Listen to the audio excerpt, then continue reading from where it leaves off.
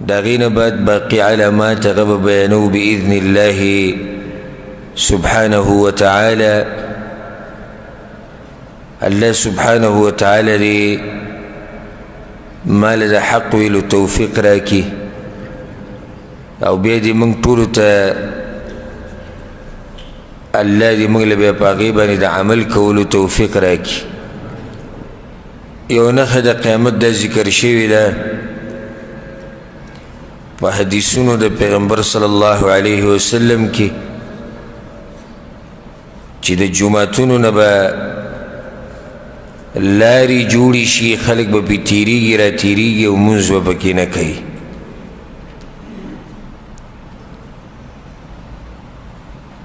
پا دیبانی دلیل امام طبرانی رحمه الله یو حدیث روڑے دا انس بن مالک رضی اللہ عنہ پیغمبر صلی اللہ علیہ وسلم علامات ذکر کردی من اقتراب الساعة. یو نخه بکی دا ذکر کردی دا چی سپومی با دا یوی ورزی اخکاری با دا دو ورزو دا بخپل ذکری تفصیل لازی. یو نخه دا ذکر کردی وان تتخذ المساجد طرقا او دا جمعتون نبالاری جوڑیش. وان يظهر موت الفجأة او اچانک مرگون بعام شی. پا دیزی که دا اچانک مرگون او دا سپومی دا مسئله دا او بخبل ذکر ازی دا زن لیو نخه غرزی خبر او مقصدی پا دی حدیث کی آگا داو چی وان تتخذ المساجد طرقا دا جمعتون نبالاری جوڑیش. یو بل حدیث امام طبرانی امام ابن خزیمه و امام بیحقی رحمهم الله روڑے دا عبداللہ بن مسعود رضی اللہ عنہ روایت تے پیغمبر صلی اللہ علیہ وسلم وی من اشراط الساعة دا قیامت بنخو کی اونخ دادا ان یمر الرجل فی المسجد لا يصلي فيه رکعتين چیو سڑے با پا جمعات باندی تیریگی و دو رکعت منز با پکی نکی صرف با پی تیرش. او دا زمان پا زمانه که دا نخ اخکار شوی دا خوازه ها چی جمعتونو نلاری جوڑی شوی دیسی لکه بازو جمعتونو کی مکتبی جوڑی شوی دی دا کتابونو دا پارا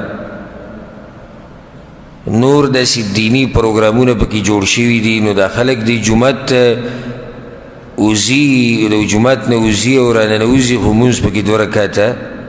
نکی. عام جمعتونو کی نن سبا اداری جوڑی شوی دی مکتبی پا کی جوڑی شوی دی ناغا بس چی سوک دغا مکتبی لرازی یا دغا اداری لرازی جمعت تر ننوزی و بیازی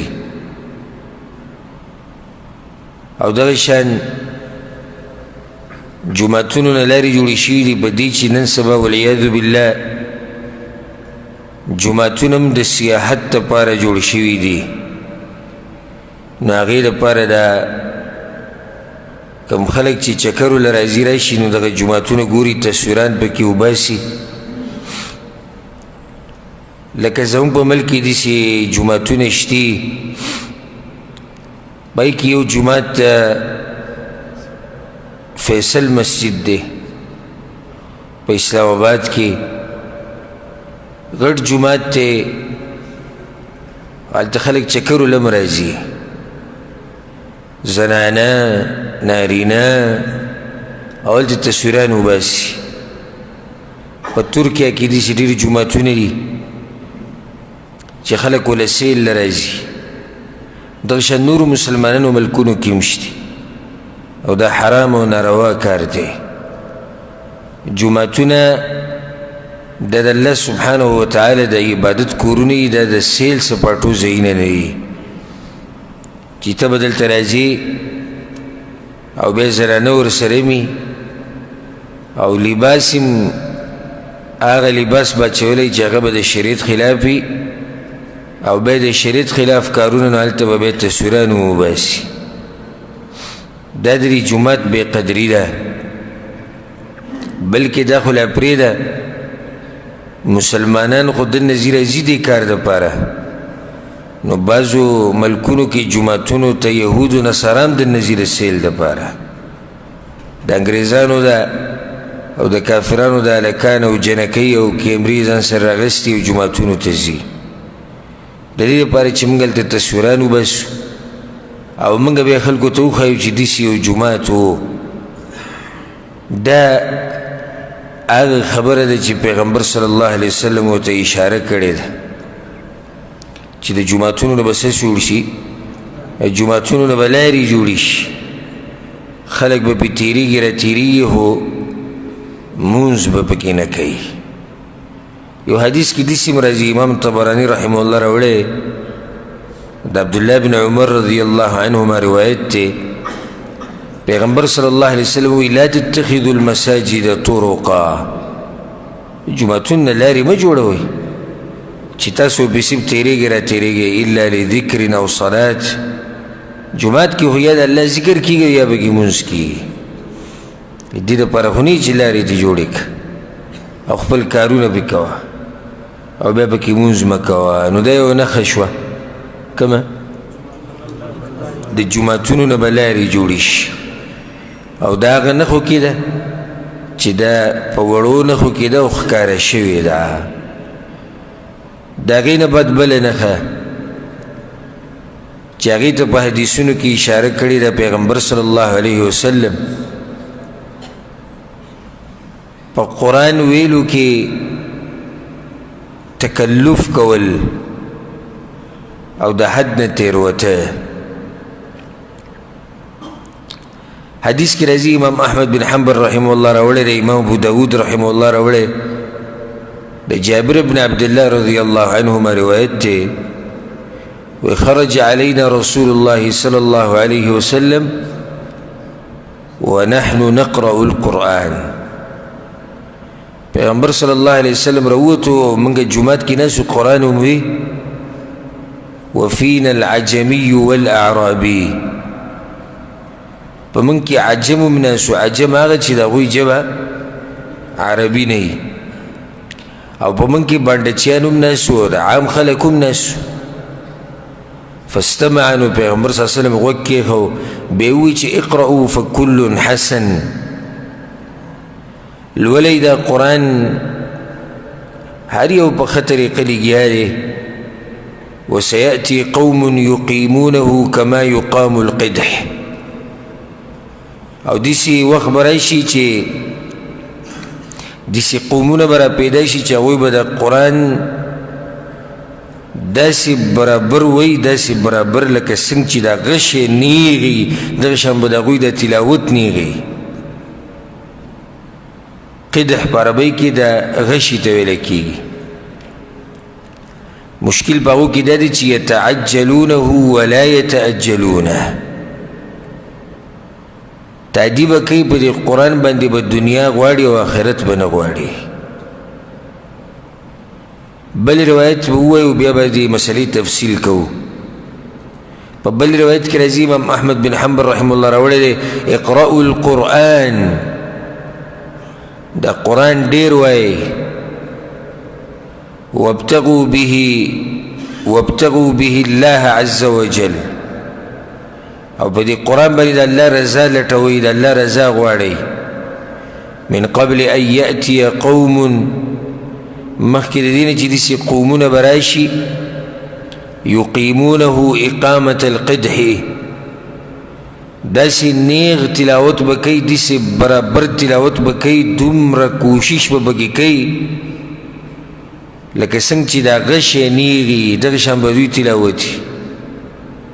مشکل داره چی یتعجلونه ولا یتعجلونه تعدیب کینو پا دی قرآن بانی با دنیا غواری آخرت تبه سوچ نئی بل حدیث تا امام احمد بن حنبل امام ابو داود رحمهم اللہ روڑے دا سهل بن سعد الساعدی رضی اللہ عنہ وخرج علينا رسول الله صلى الله عليه وسلم يوما ونحن نقتري پیغمبر صلی اللہ علیہ وسلم یو پیر روتو منگا جماعت کی ناسو قرآن اموی فقال الحمد لله شکر یې وویستو د الله بیا یې وی چې کتاب الله واحد د الله کتاب هم دغه یو کتاب دی کوم چې تاسو سره دی وفيكم الأحمر وفيكم الأبيض وفيكم الأسود پتاسو کی تورم شتی سورم شتی او سپینم شتی یعنی ګډوډ یې اقرأوه قبل أن يقرأه أقوام يقيمونه كما يقوم السهم دې قرآن تلاوت ډېر زیات کوئ مخکې دې نه چې داسې قومونه به راشي داسې تلاوت به کوي او داسې به برابروي لکه څنګه چې دا غش یې برابري اجر به په دنیا کې غواړي آخرت به نه غواړي دې کې دا نښه ذکر شوه چې د قرآن په تلاوتونو باندې به خلک څه غواړي دنیا غواړي آخرت به نه غواړي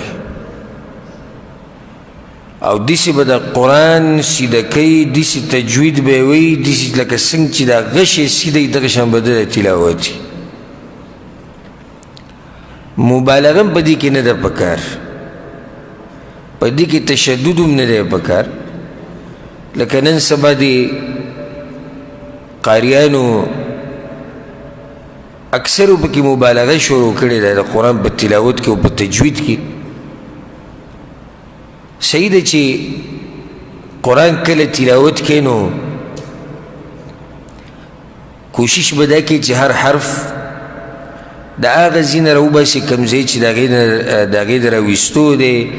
په کوم ځای کې مدي کوم ځای کې غنۍ تجوید د احکامو خیال وساتي په هغې کې غلو کول دا ناروا دي لکه نن سبا د تلاوتونو د مشقونه چې شروع شوي او دا سرونه بړقی او دا محفلونو کې چې کوم تلاوتونه کېږي اکثر د مصر د قاریان تاسو وینئ دوی چې دې محفلونو ته راغوښتی کېږي نو په دې ورته پیسې میلاویږي داسې خو نه راځي د یو ملک نه بل ملک ته ځي او بل نه بل ته ځي او دا مخ به سور کړی او رګونه به د مرۍ را پړسېدلي او امام ابن القیم رحمه الله وي ته به وایي چې لکه الټې کوي لګیا دی دا تلاوتونه دا مشقونه په دې طریقه باندې دا غلو ده که تاسو خیال کړی دا لاسونه به داسې ږدي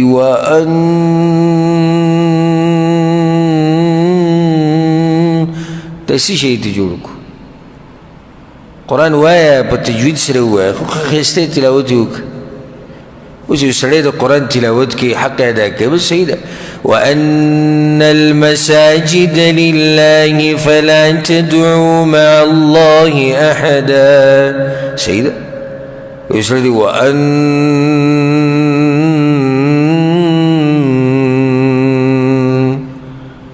او د هغې سره مرۍ اوچتوي او کته کوي او د لاس داسې کوي د بلو سره داسې کوي او دا داسې کوي داسې دي نو داسې نیغ تلاوت به کوي چې داسې به یې سیده کړي لکه څنګه چې څه یې سیده وي غش یې سیده وي خو په دې قرآن باندې به دنیا غواړي بعض استادانو باندې موږ اورېدلي وو نو هغو په دې دومره ماهري په دې قرآن کې چې سړی په یو ټکي کې پوزې راولي ما د مصر د یو قاري سره یو وخت کې علم القرات دا وی دا و قراتونه چې دي نو صرف په دې ټکي کې موږ 2 حلقې لګولې وې براءة من الله چې ما به شروع کو براءة من الله نه براء دو حلقې صرف په دې ټکي کې لګېدلې براء کې دا باب نه براء سید دا ښه علم دی او په قرآن کې مهارت دی خو غلو پکې نه ده پکار که سړی له منډه بس دقه مقصد شي د قرآن په مقصد به نه پوهېږي دی لکه اوس یو سړی به لګي د قرآن د حروف په سم صحیح ادا کوي وزنوا بالقسطاس المستقيم. خو ښکلی قرآن به وایي، ټول توجه دې ته ده چې دا قاف به څنګه ادا کوې، دا طا به څنګه ادا کوې، سین به څنګه ادا کوې، ټوله توجه دې ته ده. خو په دې نه دی پوه چې دې مطلب څه دی وزنوا بالقسطاس المستقیم. هغه اصل مقصد د قرآن هغه دې څه شو، هغه ته پاتې شو. څوک به زما د خبرو نه ګورې دا فایده نه اخلي چې زه دا وایم چې د قرآن تجوید نشته او ناروا ده. نه، خبرې ته ګورې سوچ کړي داسې نه ودې او به زما خبره غلطه واورئ. زما مطلب دا دی چې قرآن به تجوید سره وایي، دا خو د قرآن حق دی. ورتل القرآن ترتیلا، دا خو الله ویلي چې قرآن په ترتیل سره وایي، په ارامې وایي، ودرېږئ پکې. خو دې ځای کې دا غلو کول بیا دغه حد نه تېروتی دي. پیغمبر صلی الله علیه وسلم صحابه کرامو ته قرآن ښوولی دی، هغوی بیا خپلو شاګردانو ته، هغوی بیا خپلو ته، داسې دا سلسله روانه ده. خو دا غلو او دا قسمه قراتونه هغوی نه دي کړي. نو دې نه ځان ساتل پکار دي. اصل مقصدي خبره ګوره، یتعجلونه ولا یتأجلونه، دا مشقونه او دا زور به یې لګولی او مقصد پسې دنیا غستی. د دې دپاره به تلاوت نه کوي چې آخرت پې غواړي. اکثر ګورې دا قاریان کېدی سبا له په دې مسله باندې هم څوک رد وکړي په ما باندې. اکثر دا قاریان په دې چې دی په دې غلو کې واقع شي او د دوی خپلې عقیدې چې دی هغه خراب وي. داسې قاریان پکې موږ ډېر لیدلي چې عقیدې ګډوډې، د تصوف عقیدې د الله نه پېژني، پیغمبر نه پېژني، او بس په دغه مشقونو کې به لګي. نو قرآن یې زده که، تجوید سره یې زده که، او اهم مقصد خبره مقصدي دا ده چې غلو پکې مه کوه په تلاوت کې، په تجوید کې. او دغه شان کوشش دا کوه چې ته په دې پوه شي چې په دې قرآن کې دننه څه دي. مقصدي خبره دا ده ته پوه شي. او ځکه د علماء کرام کوم چې داسې علما تېر شوي دي په عصر حاضر کې او په دینني دور کې، غټ علما د هغوی تلاوتونه چې ور ډېر ساده تلاوتونه به یې کول، لکه فضیلة الشیخ العلامه الامام عبدالعزیز بن باز رحمه الله. د هغه تلاوت چې سرچ کوي په دې نیټ باندې سم ساده تلاوت کوي. الشیخ الفقیه محمد بن صالح العثيمين رحمه الله ساده تلاوت بيكو. الشيخ العلامة المجدد المحدث الألباني رحمه الله هغه تلاوتهم تجوید حروف و حقوق به ادا کول، خو غلو به هغوی په تلاوت کې نه کوله. ورسېدې په دې مسله کې نو دا کومه نښه شو؟ تکلف به کوي په قرات کې. په قرات کې تکلف نه دی پکار. بعض به داسې تکلف کوي دا به د عجمو کې د عادت لکه ورته الحمد لله رب العالمین، او کله چې ډېر تکلف کوو بیا هغه خونې هم ختم شي. الحمد لله رب العالمين بغير تكلف نوي الحمد لله رب العالمين ندي بسوي الحمد لله رب العالمين. أسباب بتلاقي كده يهو عجميده ودهم أسي غلوكي لجيده الحمد لله عالمين. إياك نعبد وإياك نستعين، ده تو غلط غلود. إياك نعبد وإياك نستعين، أو كله بيجي غلونا كنا القرآن ودير مزداري كله بيجي غلونا أو كله غلو كولا نبي أبا بكي أخون هغه ورک شي او مقصدي خبره د انسان نه یری شي او تدبر په قرآن کې او سوچ او فکر کول.